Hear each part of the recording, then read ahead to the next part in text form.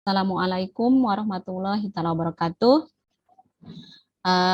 Terima kasih sudah bergabung pada pembelajaran bahasa Indonesia di kelas Maya ini, ya. Apa kabar semuanya? Semoga kita semua dalam keadaan sehat walafiat, ya. Ibu lihat sudah pada bergabung, ya. Terima kasih sudah bisa bergabung di pembelajaran bahasa Indonesia. Silakan anak-anak untuk mengisi link presensi itu Ibu sudah di share di WA group, ya. Nanti silakan untuk presensi kalian mengisi di WA group, ya. Udah Ibu udah Ibu share, ya, sambil diisi. Baik. Sebelum kita mulai pembelajaran ini, kita bisa melakukan berdoa dulu, ya. Kita biasakan dengan memulai suatu aktivitas itu dengan doa. Silahkan dipimpin siswa atau ya KM, ya, untuk berdoa. Silahkan berdoa. Diwan. Ya Bu, izin sebelum melanjutkan aktivitas hari ini, alangkah baiknya kita berdoa di dalam hati dimulai. Salam.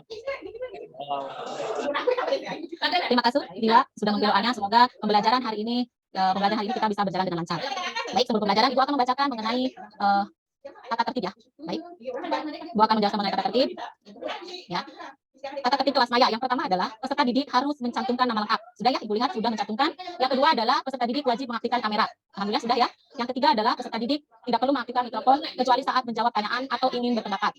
Yang keempat, peserta didik wajib mengisi dokumen presensi yang tadi sudah Ibu kirim di WA group, ya. Kemudian yang kelima adalah peserta didik wajib mengerjakan seluruh tugas. Baik. Untuk mengawali, Ibu akan bacakan kompetensi dasar yang akan kita pelajari, yaitu mengidentifikasi permasalahan argumentasi, pengetahuan, dan rekomendasi mengenai teks eksposisi yang didengar dan atau dibaca. Kemudian untuk indikator pembelajarannya, yaitu mengidentifikasi tentang isi teks eksposisi, pernyataan tesis, argumentasi, dan penegasan ulang yang didengar atau dibaca, dan menentukan permasalahan dari video mengenai isi teks eksposisi, pernyataan tesis, argumen, dan penegasan ulang. Tujuan pembelajaran di sini, jadi peserta didik mampu mengidentifikasi tentang isi teks eksposisi, pernyataan tesisnya, argumentasi, dan penegasan ulang yang didengar atau dibaca. Kemudian peserta didik mampu menentukan permasalahan dari video mengenai isi teks eksposisi, mulai dari pernyataan tesis, argumen, dan penegasan ulang. Baik, sebelum kita mulai, ini ada video supaya kalian tambah semangat, ya. Bisa disimak dulu, ya. Setelah disimak, baru kita ikutin. Lihat, ya. Tuh, ya, dengar dulu.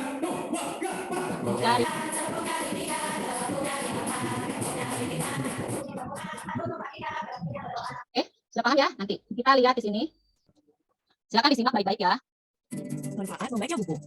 Selama di rumah, kita jadi punya lebih banyak waktu untuk membaca buku. Seperti membaca buku cerita, buku ensiklopedia, atau majalah anak. Wah, kegiatan membaca buku memiliki berbagai manfaat yang bisa kita dapatkan loh. Bukan cuma menjadi hiburan, membaca buku juga bisa menambah wawasan dan melatih kemampuan berpikir. Yuk cari tahu apa saja manfaat yang kita dapatkan jika rajin membaca. 1. Menambah wawasan dan ilmu pengetahuan. Teman-teman pasti sering mendengar istilah buku sering disebut sebagai jendela dunia. Hal ini karena ada berbagai jenis bacaan dengan berbagai isi pengetahuan dalam sebuah buku.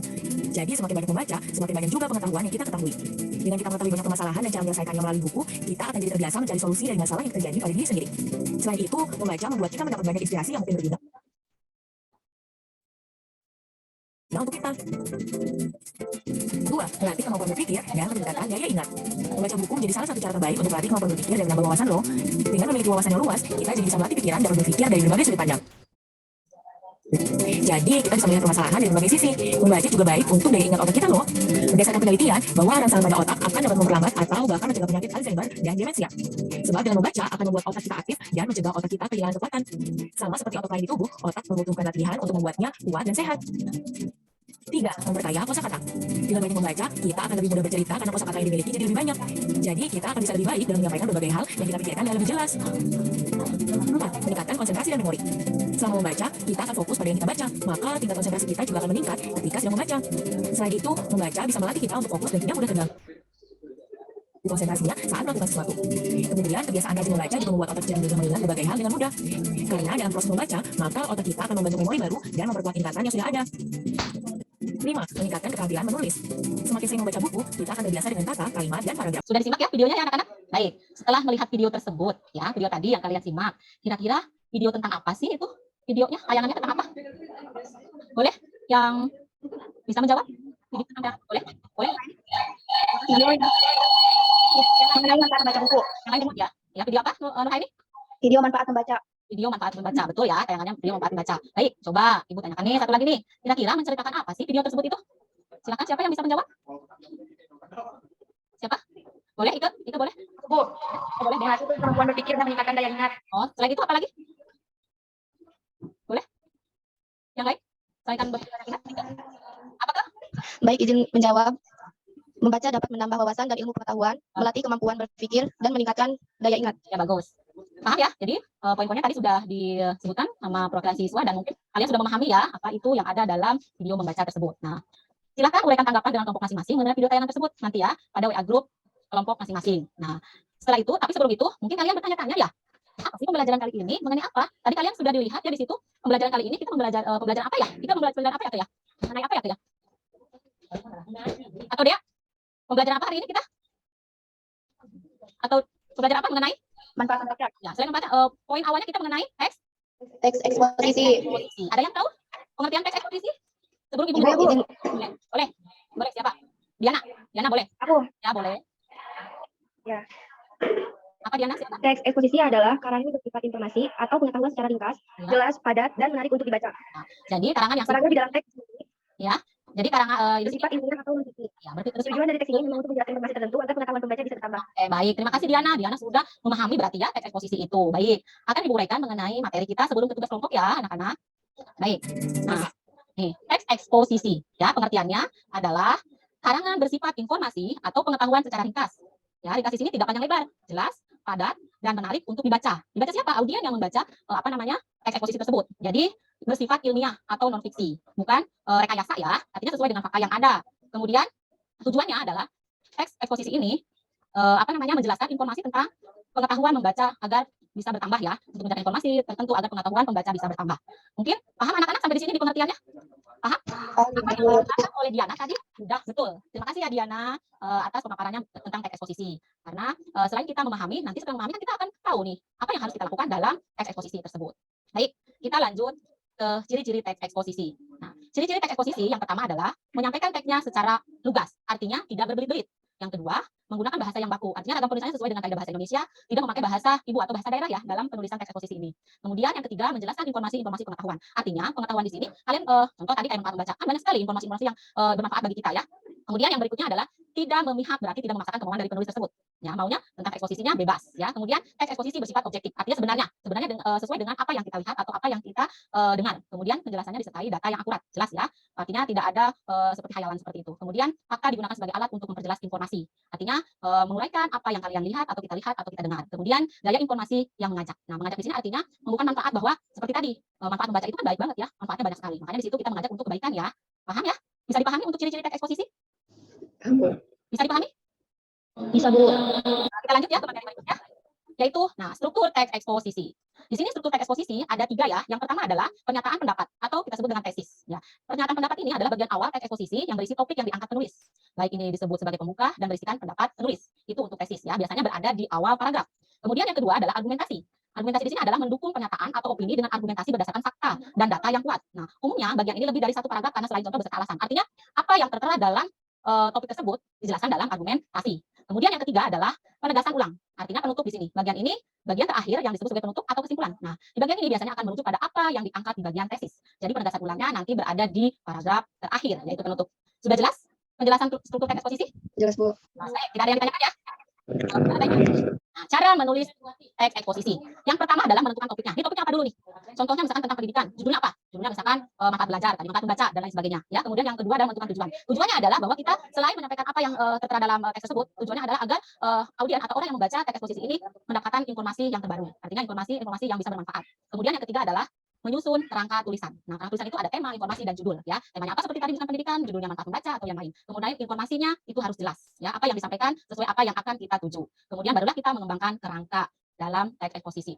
Jelas untuk cara menulis teks eksposisi? Jelas? Jelas, Bu. Kita lanjut ya.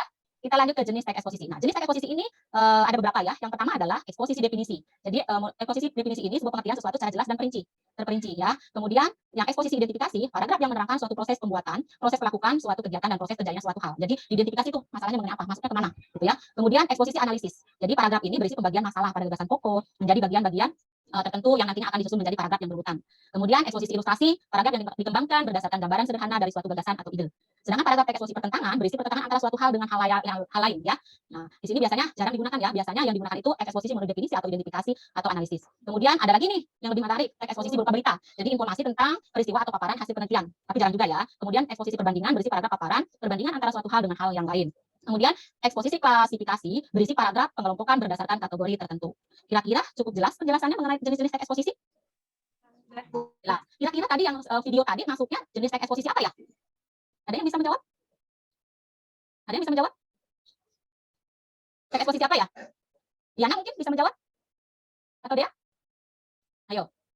Itu kan kalian tadi mengidentifikasi, berarti masuknya ke teks eksposisi? Identifikasi. Ya. Identifikasi.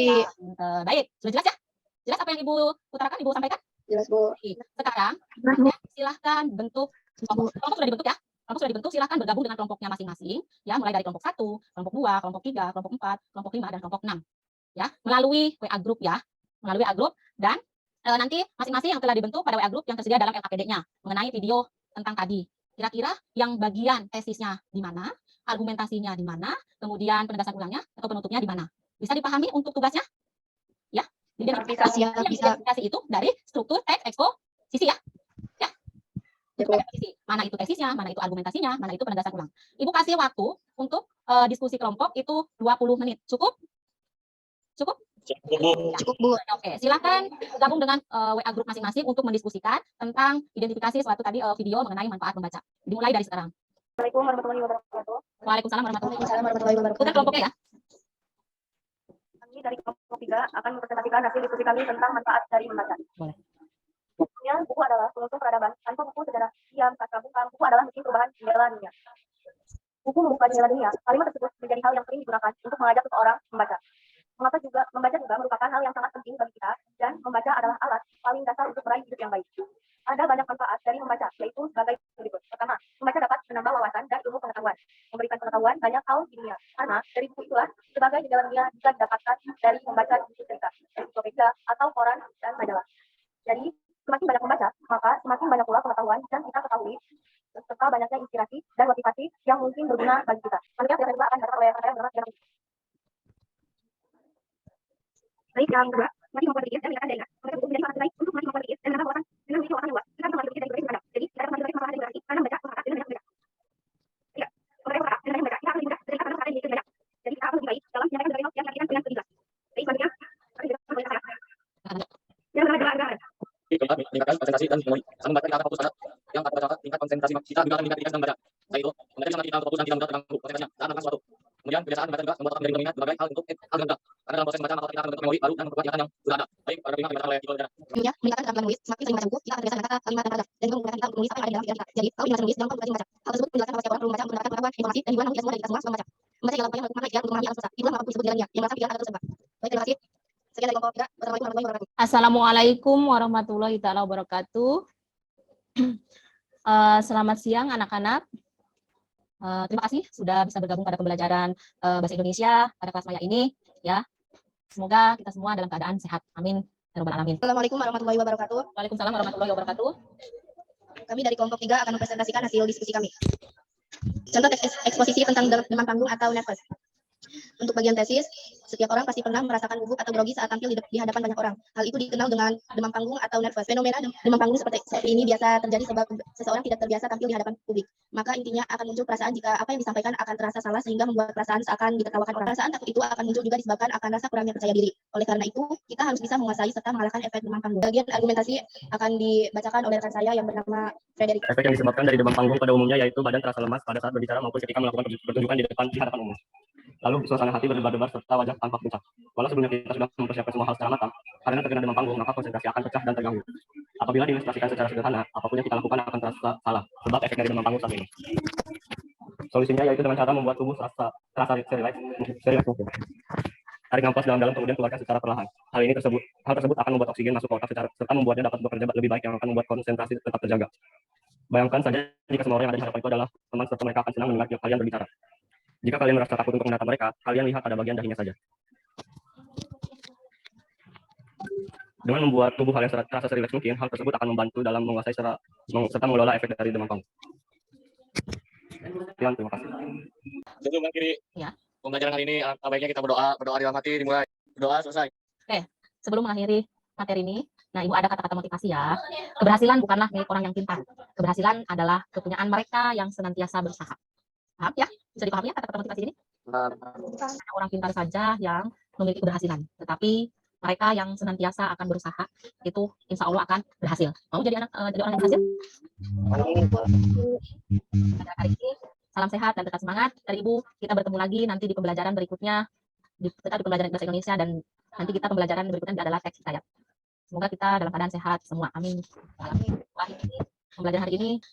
Wabillahi taufiq wal hidayah. Wassalamualaikum warahmatullahi wabarakatuh. Silakan. Waalaikumsalam warahmatullahi wabarakatuh. Silakan.